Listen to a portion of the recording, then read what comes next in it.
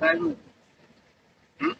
কি বললো? তারপরে কয় বসে বেড়ায় যাওন থাকবে, তার কই যে আমি কথা টথা কইলে দিই। আমার সাথে কথা কইতে চাইলে আমার নাম্বার দিও, আমি কইবনি।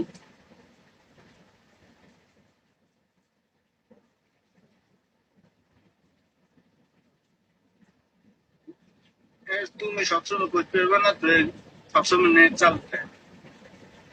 এই যদি ইচ্ছে করে কল দেয়, তাহলে আমার নাম্বারও নাই, দিবা। ওই ই করে ওই 20-30 টাকা পরে যেসব মন চায় এসে একটু ঢোকে, এমনি অফ থাকে সবসময়। হুম। আহ,